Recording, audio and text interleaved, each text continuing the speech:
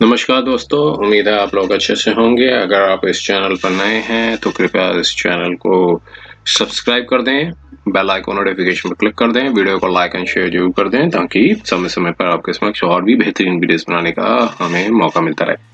दोस्तों, माननीय supreme court ने आज 10 अप्रैल 2023 को 16 जजमेंट्स हैं वो प्रोनाउंस किए हैं और आइए हम इस वीडियो में कुछ जजमेंट्स हैं देखते हैं कि किस तरीके का माननीय सुप्रीम कोर्ट ने जो है जजमेंट्स ऑर्डर्स प्रोनाउंस किए हैं। तो पार्ट 1 वीडियो के बाद हम यहाँ पे पार्ट 2 वीडियो बना रहे हैं। ये इस पार्ट 2 वीडियो में एक जजमेंट लेकर आए हैं जो कि क्रिमिनल अपील 957 ऑफ 2023, ये भी सेंट्रल ब्यूरो ऑफ इन्वेस्टिगेशन जो कि अपीलेंट है वर्सेस रिस्पोंडेंट। तो यहाँ पर ये हाई कोर्ट के ऑर्डर को चैलेंज किया है माननीय सुप्रीम कोर्ट के समक्ष अपीलेंट ने कि यहाँ पर ये कंटेंशन से लगाई थी कि रिस्पोंडेंट की जो 167 सब पार्ट 2 की सीआरपीसी की जो एप्लीकेशन है वो अलाउ कर दी थी माननीय हाई कोर्ट ने। तो यहाँ पर ये ग्राउंड्स पे चैलेंज किया था कि जो इंटेरोगेशन है, कस्टोडियल इंटेरोगेशन है, वो कंप्लीट नहीं हुई थी। तो जो 7 डेज का जो डायरेक्शंस दिए गए थे तो इसमें जो रिस्पोंडेंट है उनको कुछ दिन के लिए हॉस्पिटलाइज कर दिया था। तो जो पीरियड था इंटेरोगेशन का वो कंप्लीट नहीं हो पाया था। तो कोई भी रिस्पोंडेंट को ये जो मतलब जो फ्रस्ट्रेट नहीं कर सकते हैं जुडिशियल प्रोसीडिंग्स को। तो यहाँ पर माननीय कोर्ट ने, हाई कोर्ट मतलब सुप्रीम कोर्ट ने जो अपीलेंट की जो कंटेंशंस को एक्सेप्ट किया और हाई कोर्ट के जो जजमेंट है और उसको सेट असाइड कर दिया। आइए थोड़ा सा कंटेंशंस जो डिटेल फैक्ट्स हैं उसको देखते हैं और क्या था इसमें। जो देखिए ये एक हाई कोर्ट ऑफ कलकत्ता की जो जजमेंट है उसको चैलेंज किया था सीबीआई ने। और यहाँ पर जो application number so and so थी जिसमें हाई कोर्ट में जो criminal miscellaneous application so and so थी जिसमें डिविजनल बेंच ने जो हाई कोर्ट की थी उन्होंने रिस्पोंडेंट को रिलीज करने की डायरेक्शंस दी थी कि जो अक्यूज्ड हैं, जो रिस्पोंडेंट अक्यूज्ड हैं, उनका जो स्टैच्यूटरी बेल थी अंडर सेक्शन 167 सब पार्ट 2, तो उसमें जो डायरेक्शंस दिए थे कि रिस्पोंडेंट को रिलीज कर दिया जाए। और यहाँ पर उससे एग्रीवेट होकर सेंट्रल ब्यूरो ऑफ इन्वेस्टिगेशन ने यहाँ पर अपील फाइल की थी। और यहाँ पर फैक्ट्स बताए गए हैं कि 2020 में 27 नवंबर 2020 में एक एफआईआर जो है वो रजिस्टर्ड हुई थी सीबीआई द्वारा, जो एसीबी कोलकाता है, और अगेंस्ट कुछ ऑफिशियल्स हैं जो eastern coalfield limited CISF railways. तो ये प्रोविजंस थे 120B सब पार्ट 120B और 409 इंडियन पिनल कोड का, और रिलेवेंट प्रोविजंस थे इन प्रिवेंशन ऑफ करप्शन एक्ट के अंदर रजिस्टर्ड हुआ था। 16/4/2021 को जो रिस्पोंडेंट है उनको अरेस्ट कर लिया गया था सीबीआई द्वारा और उनको सीबीआई कस्टडी में 7 डेज के लिए भेज दिया गया था टिल 22 अप्रैल 2021 को।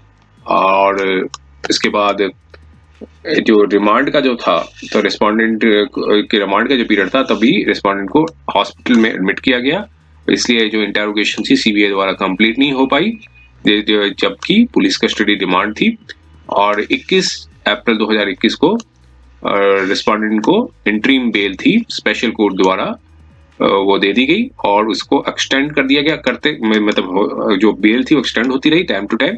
और लेकिन 8/12/2021 को लैंडर्ड स्पेशल कोर्ट थी उन्होंने जो बेल को कैंसिल कर दिया, इंटरिम बेल का इस ग्राउंड पे कैंसिल किया कि वो अपीयर नहीं हुए स्पेशल कोर्ट में और स्पेसिफिक डायरेक्शंस जो थी आई थी कि कोऑपरेट भी नहीं किया उन्होंने सीबीआई को इन्वेस्टिगेशन में।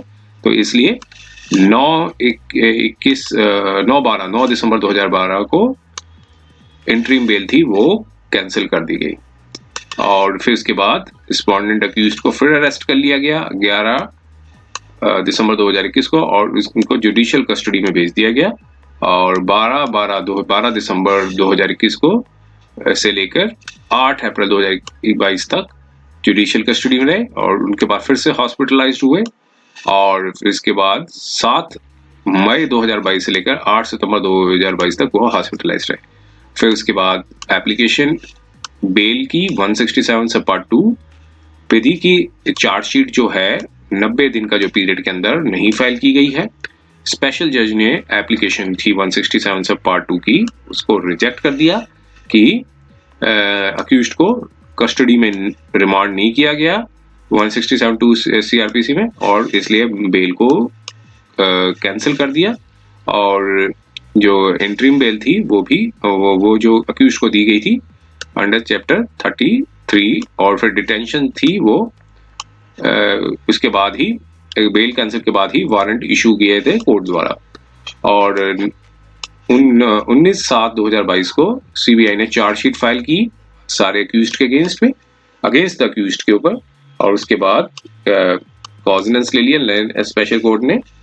और फिर इसके बाद उस जजमेंट ऑर्डर जो था लर्नड स्पेशल जज ने, जिनमें एप्लीकेशन को रिजेक्ट कर दिया था कि 167 पार्ट 2 की CRPC की, और उसके बाद जो उस ऑर्डर के अगेंस्ट में जो एप्लीकेशन जो फाइल की उसमें डिसमिस कर दिया। उस डिसमिसल ऑर्डर के ऊपर हाई कोर्ट में एप्लीकेशन फाइल की। हाई कोर्ट ने अलाउ कर दी थी एप्लीकेशन को, और रेस्पोंडेंट को, जो रेस्पोंडेंट अक्यूज्ड को रिलीज कर दिया कि 90 डेज का जो स्टैच्यूटरी पीरियड है वो चार्जशीट नहीं फाइल की है। और जबकि री अरेस्ट भी किया गया था 11 दिसंबर 2021 को, तब चार्जशीट जो है नहीं फाइल की थी। और जो फाइल जो हुई है वो 19 जुलाई 2022 को हुई है, और उससे ऑर्डर के अगेंस्ट में सीबीआई ने यहाँ पर अपील फाइल की। अब जब सीबीआई ने जब अपील फाइल की थी, तो अब यहाँ पर कोर्ट ने एक ऑर्डर इशू किया था कि नोटिस दिया था और कहा था कि कस्टोडियल इंटेरोगेशन का जो था प्रेयर ऑफ इन्वेस्टिगेटिंग एजेंसी ने ये प्रेयर मांगी थी कि कस्टोडियल इंटेरोगेशन करनी है, तो उस पर ये जो है नोटिस इशू कर दिया था। अब दोनों के काउंसिल्स अपेयर हुए थे, और दोनों काउंसिल्स की कंटेंशन सुनने के बाद कोर्ट ने जो अपना जो ओपिनियन है वो दिया, जो दोनों पार्टीज को सुनने के बाद। अब यहाँ पर कोर्ट ने कहा कि जो प्रेयर थी सीबीआई की कि पुलिस कस्टडी जो है वो 7 डेज की थी, और लर्नर स्पेशल जज ने 7 डेज की पुलिस कस्टडी दी थी 16 अप्रैल 2021 से। 7 डेज की जब अगर फाइनल अभी हुआ ही नहीं था 7 डेज की कस्टडी में, तो 7 डेज से पहले ही पुलिस कस्टडी ओवर हो गई। और जबकि सीबीआई अगर अपनी जो इंटेरोगेशन की 7 डेज की नहीं कर पाई थी, और जो इसके बाद हॉस्पिटल 16/4 के बाद 18 अप्रैल 2021 को अक्यूज्ड को हॉस्पिटलाइज्ड किया गया था, और 21/4/2021 को लर्नड जो स्पेशल जज थे उन्होंने इंटरिम बेल दे दी थी। तो सेटल पोजीशन लॉ का यही है कि अगर एक बार इंटरिम बेल दे दी जाए और उस पीरियड पे कोई पुलिस कस्टडी नहीं होती है, तो सीबीआई जो है वो इंटेरोगेट नहीं कर सकती थी 7 डेज के लिए, जो कि पुलिस कस्टडी डिमांड था, और जो कि जबकि सीबीआई को इंटाइटल थी वो 7 डेज की वो करने की इंटेरोगेशन की। और उसके बाद जो ऑर्डर आया 8 दिसंबर 2021 को, लर्नर स्पेशल जज ने भी कैंसिल कर दी थी इंटरिम बेल कि रिस्पोंडेंट अक्यूज ने मिसयूज किया इंटरिम बेल को और कोऑपरेट नहीं किया है सीबीआई की इन्वेस्टिगेशन में, तो कोई वैलिड रीजन भी नहीं बताया था हॉस्पिटलाइजेशन का। और कोर्ट ने स्पेशल जज ने पाया कि नॉन कोऑपरेशन नहीं हुई अक्यूज्ड की, तो इंटेरोगेशन जो थी वो नेसेसिटी है पुलिस कस्टडी के अंदर। तो ऑब्जर्वेशन जो दिए स्पेशल जज ने उस सारे ऑब्जर्वेशंस को यहाँ पर कोर्ट ने पूरा रिप्रोड्यूस किया, पूरे जो भी ऑब्जर्वेशन थे उन जो माननीय कोर्ट में। अब उसके बाद लर्नड स्पेशल जज ने इंटरिम बेल को कैंसिल कर दिया। तो अब इस कोर्ट का भी डिसीजन आया था, एक अनुपम जे कुलकर्णी सुप्रा, उसको कंसीडर करना जरूरी है। और उसके केस में कोर्ट ने ऑब्जर्व किया था कि पुलिस कस्टडी जो थी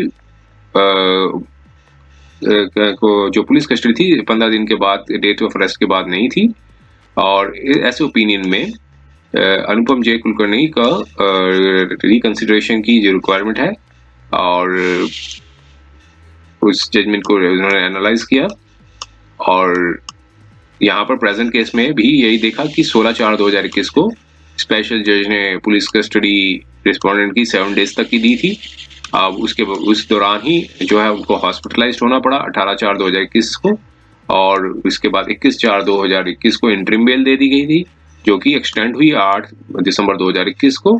और इंटरिम बेल जो है वो लर्नर स्पेशल जज ने कैंसिल कर दी कि अक्यूज ने जो है मिसयूज किया लिबर्टी को, और कोऑपरेट नहीं किया इन्वेस्टिगेटिंग एजेंसीज को, और जो इनिशियल ऑर्डर था 7 डेज पुलिस कस्टडी का वो अटेन कर दिया फाइनलिटी।